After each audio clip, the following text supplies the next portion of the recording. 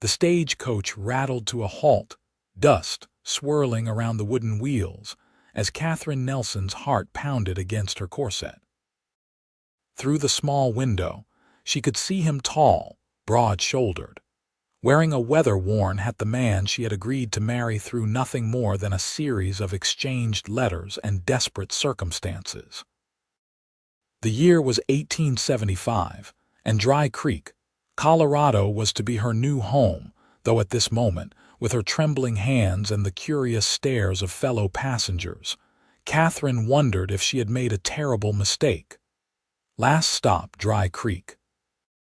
The driver called, jumping down from his perch to open the stagecoach door. The other passengers filed out, a salesman with a case of tonics, an elderly couple returning from visiting their daughter in Denver, and a young man heading to the silver mines. Catherine remained seated, her carpetbag clutched tightly in her gloved hands, her breathing shallow. "Miss, this is your stop," the driver said, peering back inside with growing impatience. Outside, Adam Quinn waited. He had risen before dawn to ensure he'd be there when the stagecoach arrived. He'd spent the last 3 months exchanging letters with Catherine Nelson, a woman from Boston who had answered his advertisement for a bride. After losing his parents to influenza 5 years prior and inheriting their struggling cattle ranch, loneliness had become as much a part of him as the calluses on his hands. When Catherine didn't appear, Adam approached the stagecoach, removing his hat. Through the open door, he caught a glimpse of a woman in a navy traveling dress, her face partially hidden beneath a modest bonnet. Their eyes met briefly before she looked away. "Miss Nelson?" he asked, his voice gentler than he intended. Catherine nodded but made no move to exit. "The lady seems a bit hesitant," the driver said with a chuckle. "Been a long journey from Boston, I reckon." Adam understood immediately. He'd seen that look before in the eyes of young colts faced with their first saddle, in settlers gazing upon the vast, unforgiving land that would be their new home. It was fear, pure and simple. He stepped closer to the stagecoach and extended his hand. "I'm Adam Quinn," he said. "I know the journey's been long, and this must all seem very strange to you." Catherine stared at his outstretched hand, strong, tanned, with calluses that spoke of years of hard work, so different from the soft, manicured hands of the men she had known in Boston. She began, her voice barely above a whisper. "I'm not sure I can do this." Adam didn't withdraw his hand. "The first step is always the hardest," he said, "but I promise you won't have to take it alone." The small crowd that had gathered to witness the arrival of the stagecoach had grown quiet, watching the exchange with interest. Catherine felt their eyes on her, adding to her discomfort. "We don't have to decide everything right now," Adam continued, his hand still outstretched. "Just come down and rest. You must be tired from your journey." Something in his steady gaze and patient manner gave Catherine the courage she needed. Slowly, she placed her gloved hand in his and allowed him to help her down from the stagecoach. The moment her boots touched the dusty street of Dry Creek, she felt a strange mix of terror and relief. She was here. There was no turning back now. "Thank you," she said, finally looking directly at him. Adam was not what she had expected. His letters had been straightforward, sometimes awkwardly formal, giving her the impression of a rough, uneducated rancher. But the man before her had kind eyes blue as the Colorado sky and a face that, while weathered from the sun, held a thoughtfulness she hadn't anticipated. "You're welcome, Miss Nelson," he replied, releasing her hand once she was steady. "I've arranged a room for you at Mrs. Holloway's boarding house. I thought you might want some time to settle in before we discuss our arrangement further." Catherine's relief must have shown on her face because Adam smiled slightly. "I understand this is all very sudden," he said, picking up her trunk from where the driver had placed it. "We've only known each other through letters, and now you're here in a strange town with a man you've never met. It's natural to have doubts." "I appreciate your understanding," Catherine said, finding her voice again. "I don't mean to seem ungrateful for your kindness in bringing me here." "No need for gratitude," Adam replied. "You've shown great courage coming all this way." As they walked down the main street of Dry Creek, Catherine took in her surroundings. The town was smaller than she had imagined, a single main street with wooden buildings on either side. A general store, a saloon, a small church, and various other establishments. People stopped to stare at them as they passed, some nodding respectfully to Adam, others openly curious about the newcomer. "It's not Boston," Adam said, noticing her appraisal, "but it has its charms." "It's quaint," Catherine replied diplomatically. The boarding house was a two-story building with a small porch and neatly curtained windows. As they approached, a plump woman with gray-streaked hair emerged from the front door, wiping her hands on her apron. "Mr. Quinn." "Right on time," she called out cheerfully. "And this must be Miss Nelson." "Mrs. Holloway," Adam nodded. "This is indeed Miss Catherine Nelson. She's had a long journey and could use some rest." Of course," Mrs. Holloway said, bustling forward. "I've got your room all ready, dear. Best one in the house with a view of the mountains. Come in, come in." Catherine glanced at Adam, uncertain. "I'll come by tomorrow morning," he said. "Perhaps we could have breakfast and talk then," Catherine nodded, grateful for the reprieve. "Thank you, Mr. Quinn. That would be suitable." Adam placed her trunk just inside the door of the boarding house. "Until tomorrow, then," he said with a slight bow of his head. As Catherine followed Mrs. Holloway into the boarding house, she couldn't help looking back. Adam Quinn stood in the street, his hat now back on his head, watching her go. There was something reassuring about his presence, solid and unmoving, like the mountains that framed the small town. Mrs. Holloway showed Catherine to a small but clean room on the second floor. The promised view of the mountains was indeed spectacular, with late afternoon sunlight casting long shadows across the rugged landscape. "Mr. Quinn is a good man," Mrs. Holloway said as she helped Catherine unpack. "One of the finest in these parts. You're fortunate he placed that advertisement." Catherine's cheeks flushed. "We're not married yet, Mrs. Holloway. I've only just arrived."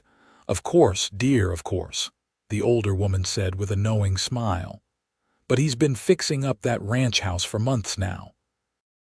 New curtains, fresh paint, even ordered a proper bathtub all the way from Denver. Not the sort of things a man does unless he's serious about making a home." The thought of Adam preparing his home for her arrival made Catherine's heart flutter unexpectedly. In her correspondence with him, she had been honest about her circumstances: her father's death, the mounting debts, the loss of their family home. She had made it clear that hers was a practical decision, not a romantic one. And yet, the image of him hanging curtains with her comfort in mind touched something within her. After Mrs. Holloway left, Catherine sat on the edge of the bed, feeling the full weight of her decision. She had traveled over 1,000 miles to marry a stranger because she had run out of options in Boston. Now that she was here, the reality of her situation was overwhelming.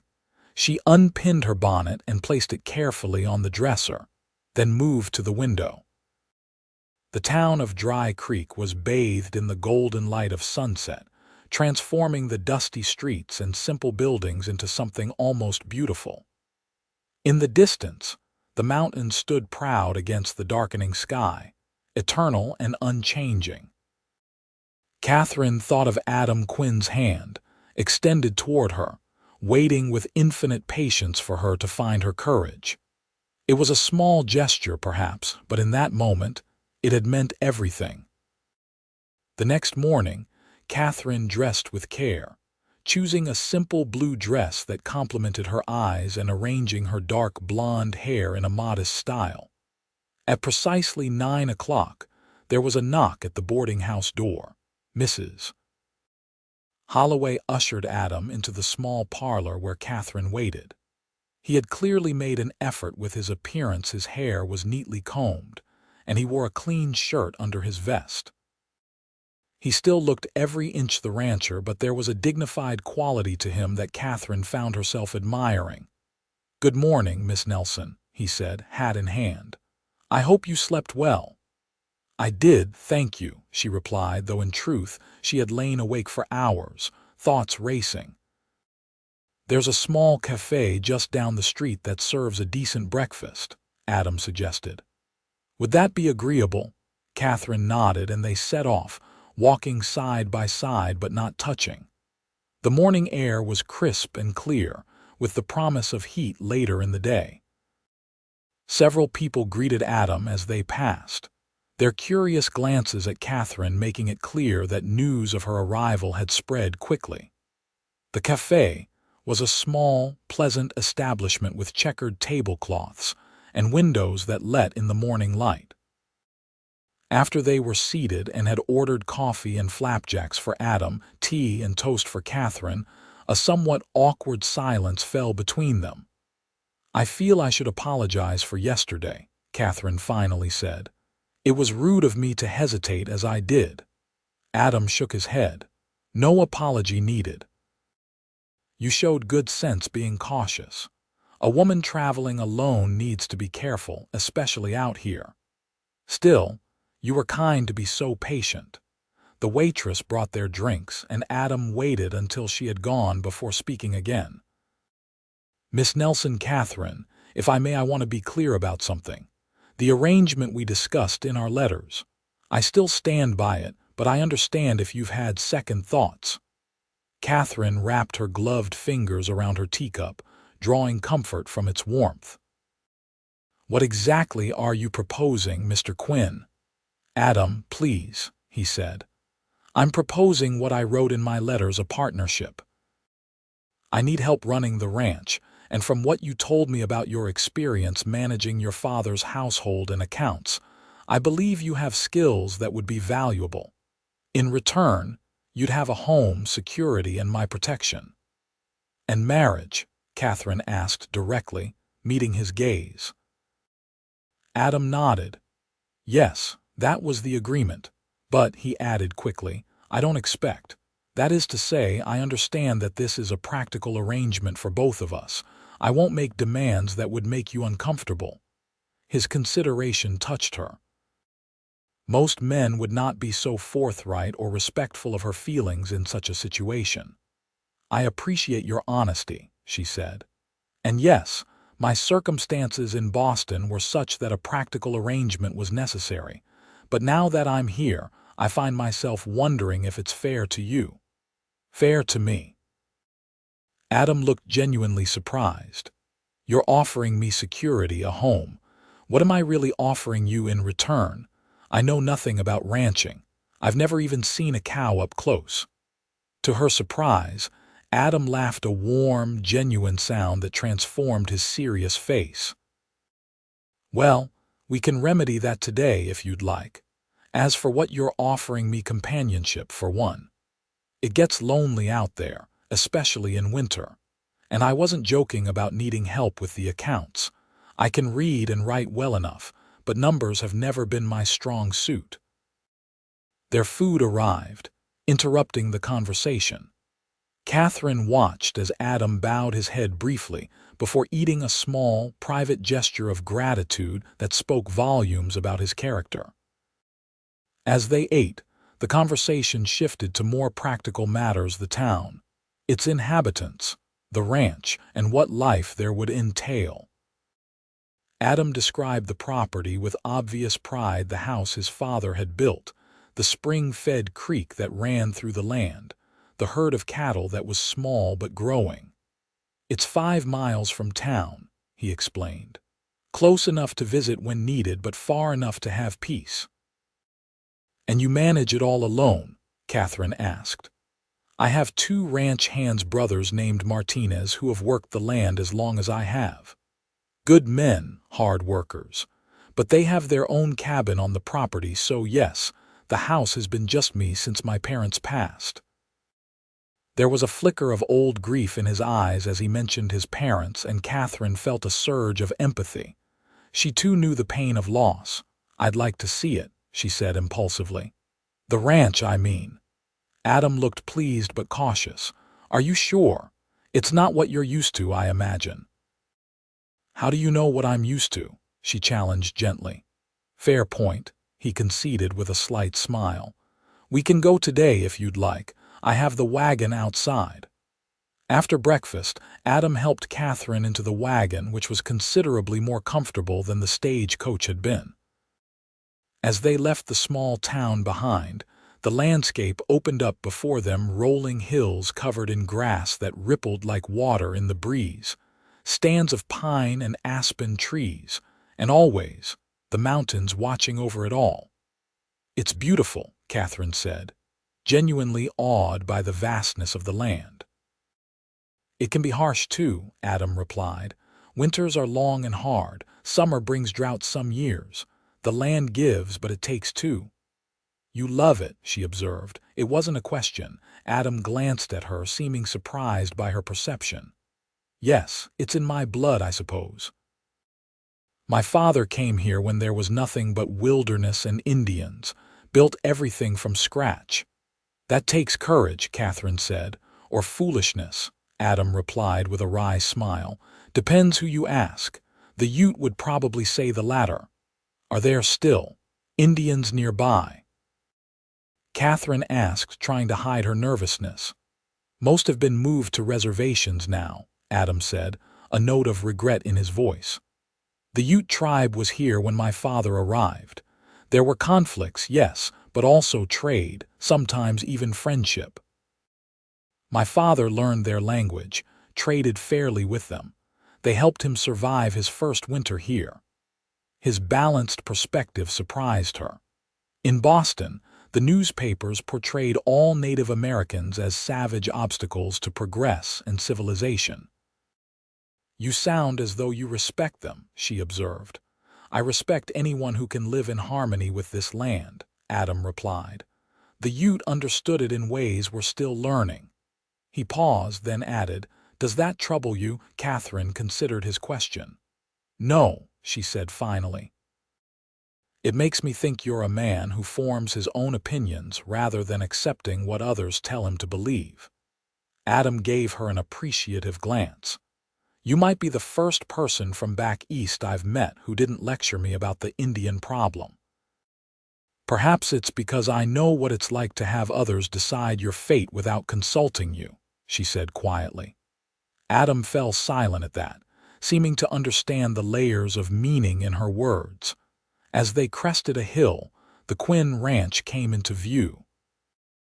The house was larger than Catherine had expected, a sturdy 2-story structure built of logs and stone, with a wide porch wrapping around the front. A barn and several outbuildings stood nearby, and in the distance, cattle grazed on the hillsides. "It's lovely," Catherine said honestly, surprised by the neatness and care evident in the property. Adam's expression softened with pride. "My mother planted those cottonwoods by the creek. She said every home needs trees for shade and beauty." As they approached the house, 2 dogs came bounding out to meet them, one a large, shaggy beast of indeterminate breed, the other a sleek cattle dog with intelligent eyes. "Bear and Scout," Adam explained as the dogs circled the wagon, tails wagging. "They're friendly, don't worry."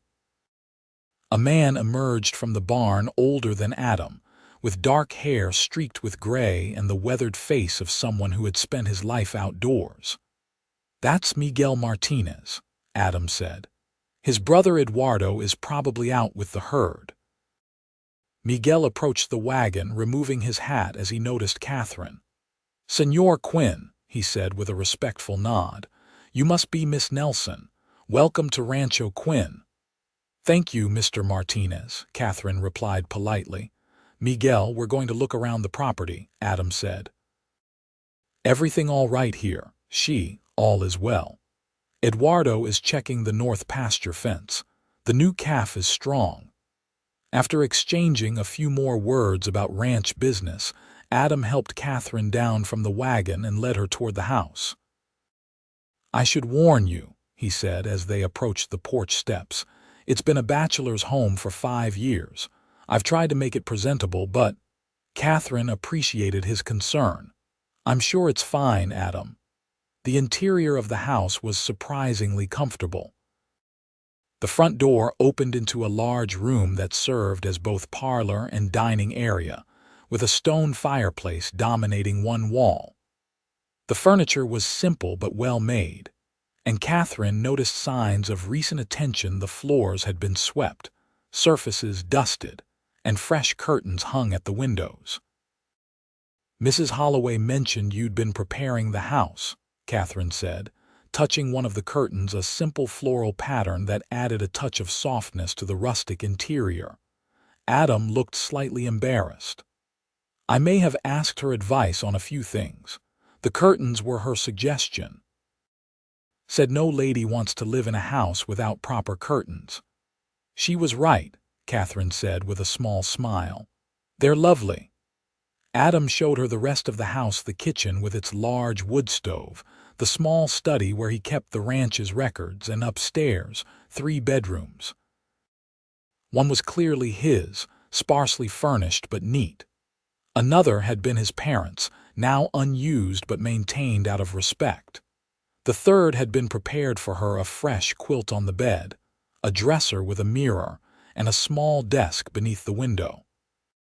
"I thought you might like your own space," Adam explained, standing awkwardly in the doorway as Catherine explored the room, regardless of our arrangement. The consideration behind the gesture moved her. "Thank you," she said softly. "It's perfect." They returned downstairs, and Adam made coffee while Catherine explored the kitchen, noting with approval its organization and the quality of the cookware. "Your mother must have been an excellent housekeeper," she observed. Adam nodded. "She was. Taught me enough to get by, though I'm no cook beyond the basics." They took their coffee to the porch, sitting in rocking chairs that faced the distant mountains. The dogs sprawled at their feet, content in the shade. "May I ask what happened to your parents?" Catherine ventured after a while. Adam's face grew solemn. "Influenza, winter of '70. It hit the whole county hard, but they were among the worst affected.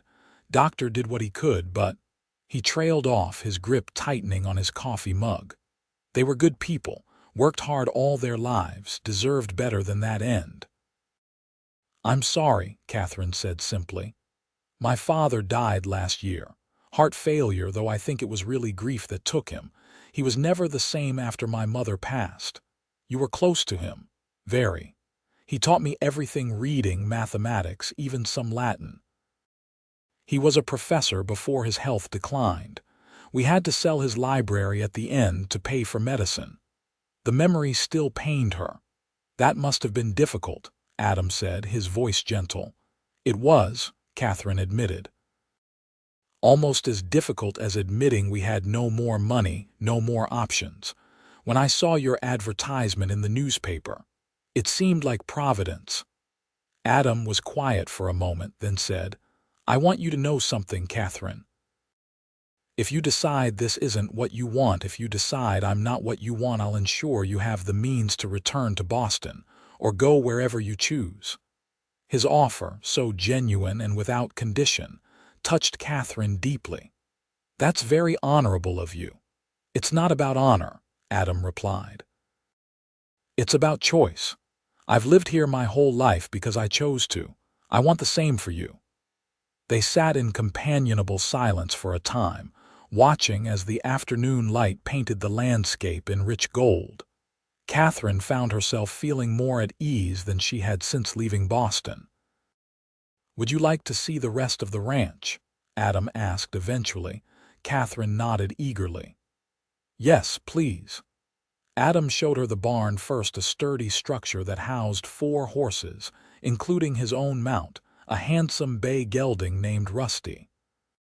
Catherine approached the horses cautiously, having little experience with the animals despite having ridden in carriages all her life. "This is Daisy," Adam said, indicating a gentle-looking mare with a white blaze on her forehead.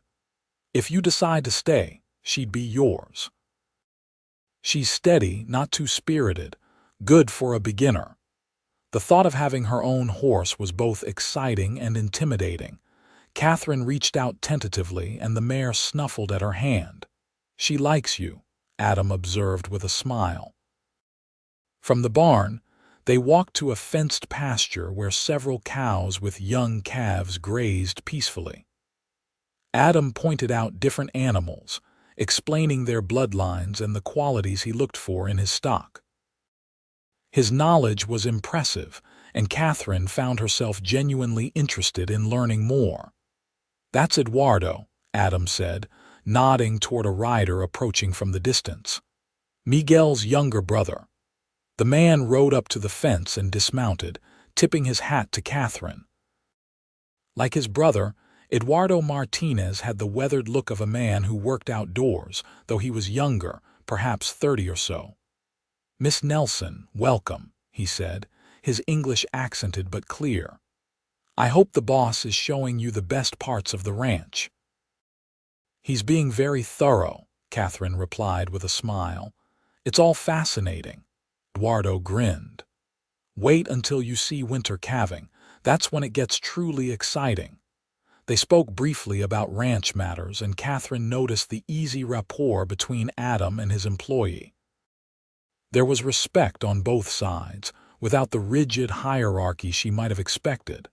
As the sun began to lower in the sky, Adam suggested they head back to town.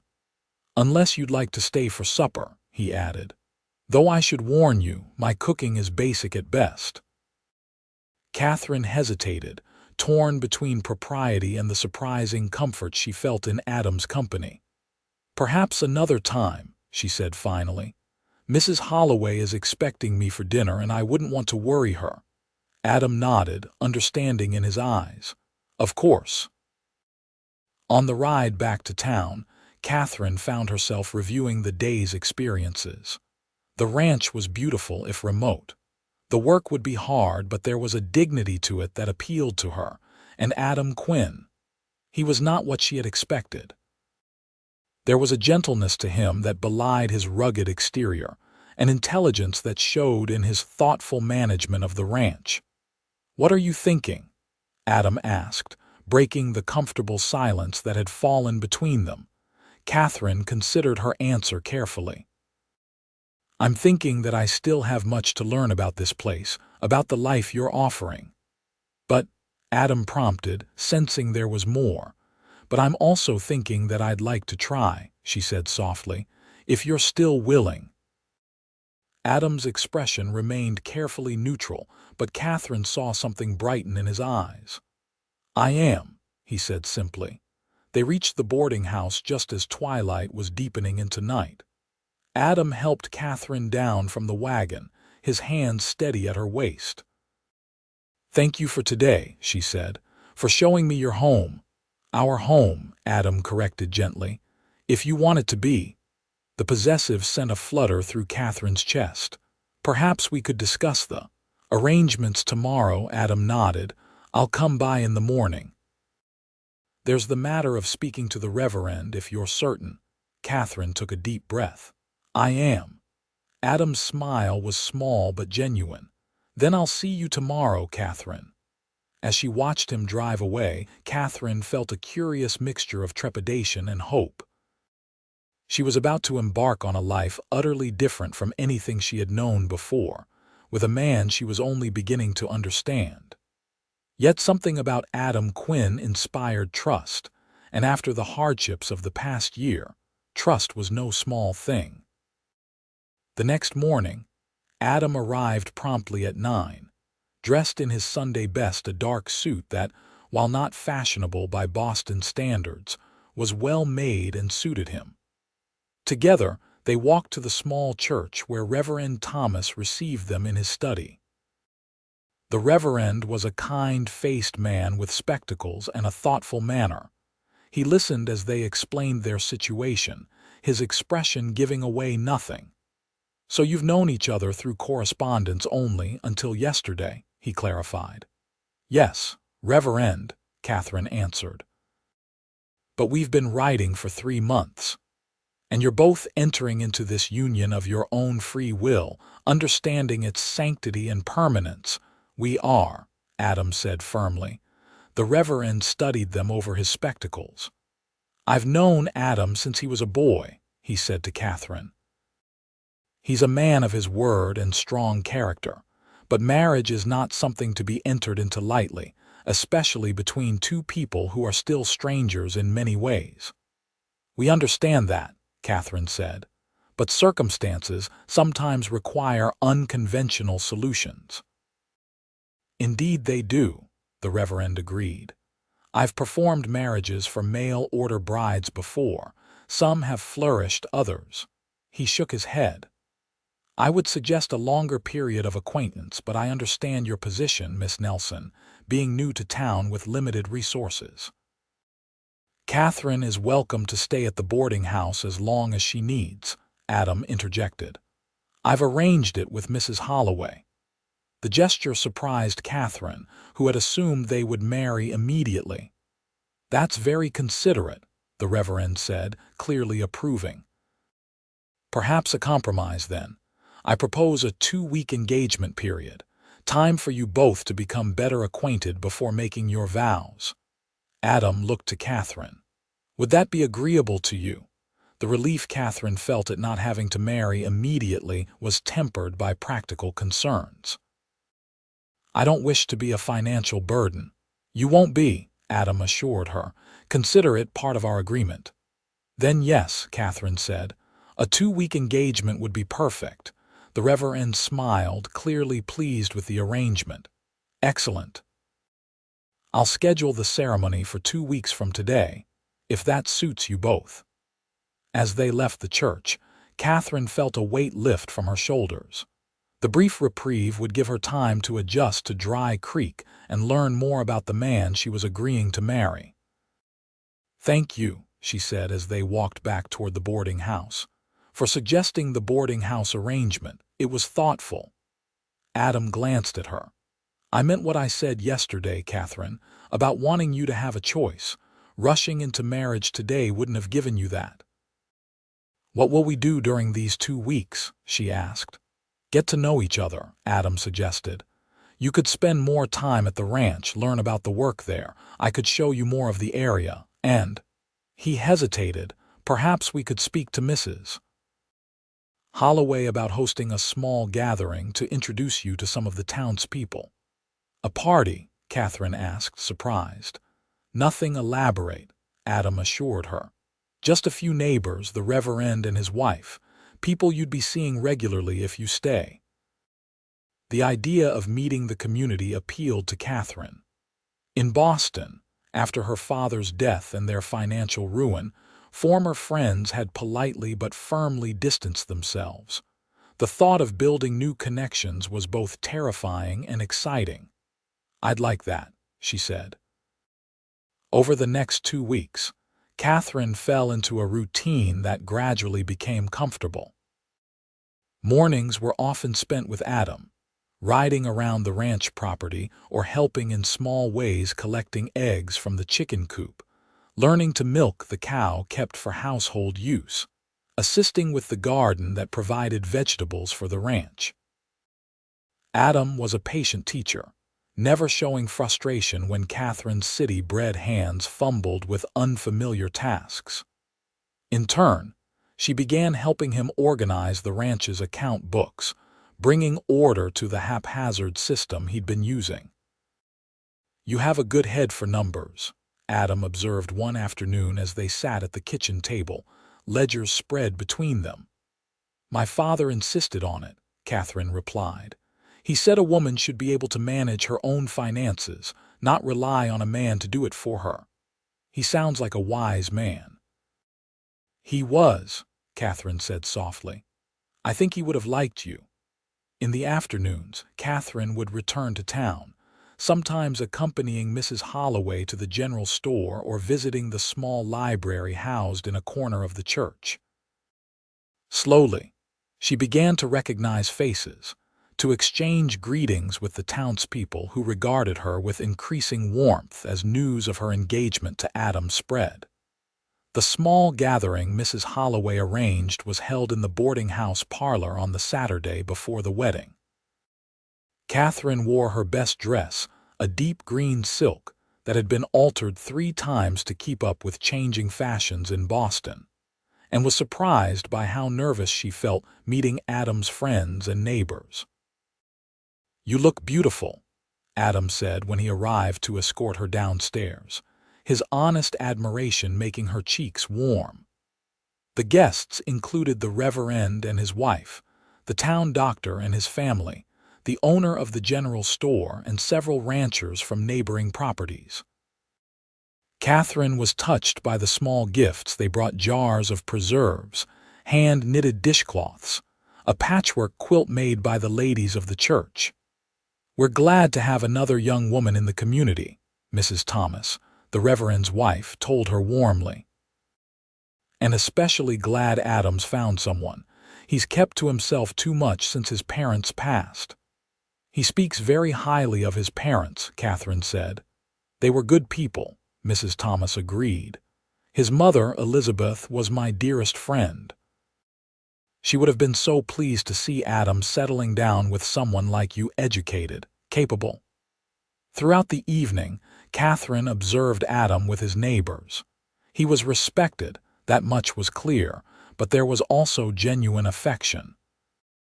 These people had known him his entire life, had watched him grow from a boy to a man, had supported him through the loss of his parents. There was a community here that Catherine had not expected to find in this remote place. As the gathering drew to a close, Dr. Pearson, the town physician, took a moment to speak with Catherine privately. "Miss Nelson, I hope you don't mind my saying that you've brought a light back to Adam's eyes that's been missing for some time," he said. "He's a good man who's had more than his share of hardship. I'm glad he won't be alone anymore." The doctor's words stayed with Catherine long after the guests had departed. She stood on the boarding house porch with Adam, reluctant to end the evening despite the late hour. "Your neighbors are very kind," she said. "They're good people," Adam agreed. "Small towns have their disadvantages, but when trouble comes, no one stands alone." "Is that why you stayed? After your parents died?" Adam considered the question. "Partly. This land is my heritage, but the people, yes, they're part of why I stayed. They helped me through the worst time of my life." The vulnerability in his admission moved Catherine. In their correspondence, Adam had been reserved about personal matters, focusing instead on practical details of the ranch and the proposed arrangement. Now, standing in the soft glow of the porch lantern, she saw a glimpse of the pain he had carried alone. "I understand loneliness," she said quietly. "After my father died, it wasn't just the financial hardship that was difficult. It was the emptiness of the house, the silence where his voice should have been." Adam nodded, his eyes meeting hers with perfect understanding. "Yes, exactly that." Something shifted between them in that moment, a recognition of shared experience, of mutual comprehension that went beyond words. Without thinking, Catherine reached out and took his hand. Adam looked down at their joined hands, then back at her face.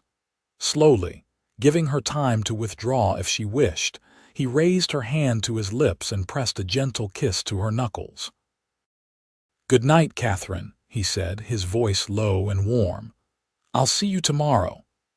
Catherine watched him walk away, her heart beating rapidly, her hand still tingling where his lips had touched it. It was such a small gesture, old-fashioned and courtly, yet it affected her more deeply than she would have thought possible. For the first time, she allowed herself to consider that this marriage might become more than a practical arrangement. The thought was both exhilarating and terrifying. The day before the wedding, Adam invited Catherine to the ranch for the entire day, saying there was something special he wanted to show her. Curious, she agreed, and they set off early in the morning, the air still crisp with the remnants of night. Instead of taking the wagon, Adam had brought Rusty and Daisy, both saddled and ready. "I thought we might ride," he explained, noting Catherine's apprehension. "It's the best way to see what I want to show you, but if you'd rather take the wagon—" "No," Catherine said, squaring her shoulders. "I can learn." With infinite patience, Adam showed her how to mount, how to hold the reins, how to communicate with the mare through gentle pressure. Daisy, true to Adam's description, was steady and forgiving of Catherine's inexperience. They rode at a walk, following a trail that led away from the ranch house and up into the foothills. The landscape changed as they climbed higher, more trees, wildflowers dotting the meadows, the air growing cooler. "It's beautiful," Catherine said, looking back at the valley spread below them, the ranch a small cluster of buildings in the distance. "Wait until you see where we're going," Adam replied with a smile. After about an hour's ride, they reached a small plateau sheltered by pines. A crystal-clear spring bubbled from rocks at one end, forming a small pool before continuing down the hillside as a stream. "This is it," Adam said, dismounting and helping Catherine down from Daisy. "My favorite place on the entire ranch." It was indeed lovely, peaceful, and secluded, with the sound of water and wind in the pines creating a natural symphony. But Catherine sensed there was more to it than natural beauty. "My father brought my mother here when he first asked her to marry him," Adam explained, confirming her suspicion. "And later, when they had disagreements or important decisions to make, they would come here together. My mother said no one could stay angry surrounded by such beauty." The significance of him bringing her to this place on the eve of their wedding was not lost on Catherine. "Thank you for showing me," she said softly. Adam led her to a flat rock beside the spring where they sat together, looking out over the valley. He seemed nervous, which was unusual for him. "Catherine," he began, "tomorrow we'll make vows before God and the community. I want you to know that I will honor those vows in every way, even though our arrangement began as a practical one." "I know you will," she said. "You're a man of your word. More than that," Adam continued, "I want you to know that these past 2 weeks have been special to me. Getting to know you, seeing the way you approach challenges, your kindness, your intelligence. I find myself hoping that in time our marriage might become more than what we initially agreed upon." Catherine's heart raced at his words. "What are you saying, Adam?" He took her hand in his touch gentle but sure. "I'm saying that I'm already halfway to falling in love with you, Catherine Nelson, and I hope that doesn't frighten you away." The honest admission took her breath away. In Boston, courtship had been a game of propriety and restraint, of hidden meanings and social calculations. Adam's straightforward declaration was refreshingly different, sincere, and without pretense. "It doesn't frighten me," she said, surprising herself with her own honesty. "I've felt it too, this connection between us. I didn't expect it, wasn't looking for it, but it's there," Adam finished for her. "Yes," she agreed softly, "it's there." Adam's smile was radiant, transforming his usually serious face. Slowly he leaned toward her, giving her ample time to pull away if she wished. When she didn't, he pressed his lips to hers in a kiss that was gentle, almost reverential. It was Catherine's first kiss, and it sent warmth cascading through her entire body. When Adam pulled back, his eyes searching hers for any sign of discomfort or regret, she smiled shyly. "I think," she said, "that I will very much enjoy being married to you, Adam Quinn." They spent the rest of the afternoon by the spring, talking about their hopes for the future, their shared vision for the ranch, and the family they might someday create together. By the time they rode back down to the ranch house, the sun was setting, painting the landscape in vibrant oranges and reds. "I should get you back to town," Adam said reluctantly as they reached the ranch yard. "Mrs. Holloway will be wondering where you are, and it's getting late." "Yes," Catherine agreed, though she was equally reluctant to end their day together. "Tomorrow is an important day. We should both rest." The ride back to town was quiet, both lost in thoughts of what the next day would bring. When they reached the boarding house, Adam helped Catherine down from Daisy, his hands lingering at her waist. "Until tomorrow," he said softly. "Until tomorrow," she echoed. That night, Catherine wrote in her journal, trying to capture the tumult of emotions she was feeling. What had begun as a desperate solution to her financial troubles had transformed into something she had never expected to find the possibility of true partnership, of genuine affection, perhaps even love. The wedding day dawned bright and clear. Mrs. Holloway helped Catherine dress in her best gown, not a wedding dress, but a lovely cream-colored silk that had been her mother's. With trembling fingers, Catherine pinned her mother's cameo at her throat, the only piece of jewelry she had kept when everything else was sold to pay her father's debts. "You look radiant, dear," Mrs. Holloway said, tears in her eyes. "Your parents would be so proud." The small church was full when Catherine arrived. It seemed the entire town had turned out for the occasion. Flowers decorated the altar, their sweet scent filling the air. And there at the front, waiting for her, stood Adam, his expression a mixture of awe and happiness as he watched her walk toward him. The ceremony was simple and traditional. They exchanged vows in clear, steady voices, promising to love, honor, and cherish each other for as long as they both should live. When Adam slipped a plain gold band onto Catherine's finger, his mother's ring, he had told her it felt right, as if it had always been meant for her hand.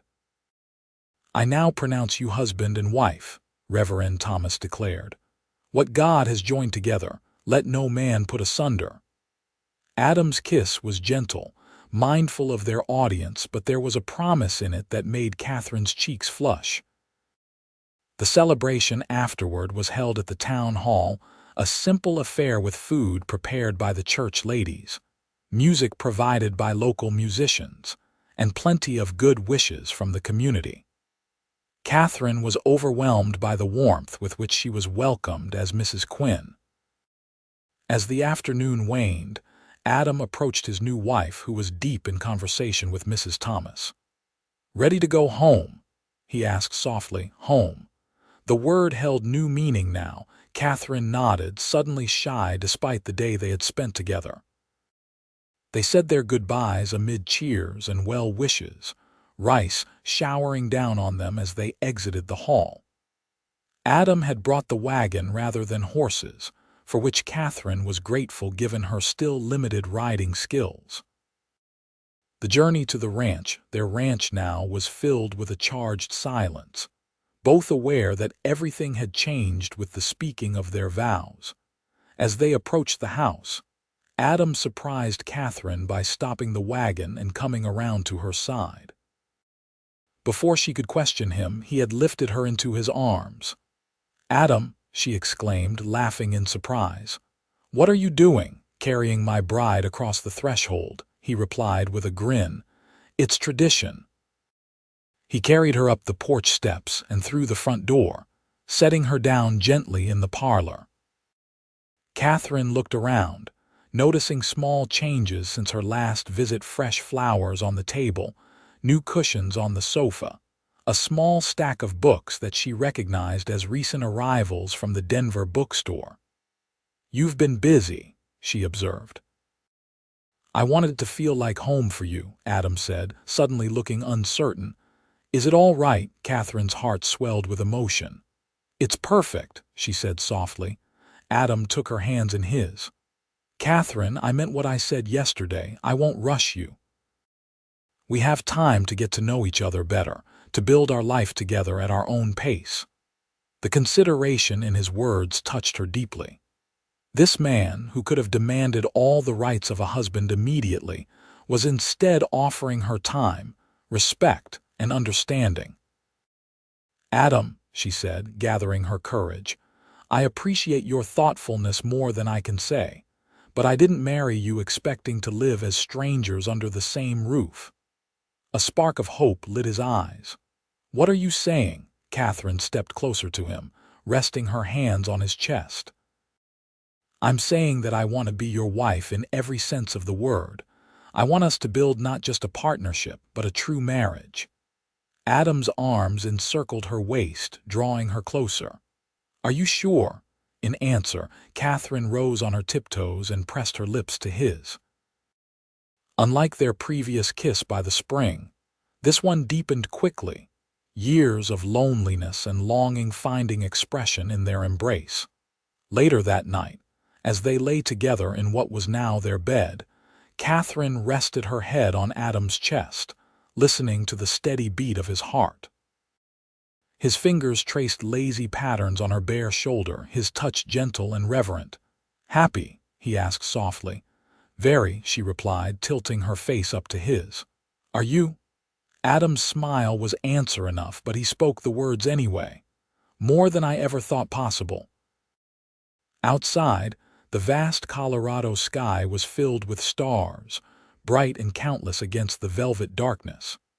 The ranch was quiet, peaceful, the only sounds the soft rustling of leaves in the night breeze and the distant howl of a coyote. Catherine thought of how far she had come, not just the physical distance from Boston to Colorado, but the emotional journey from desperate mail order bride to beloved wife.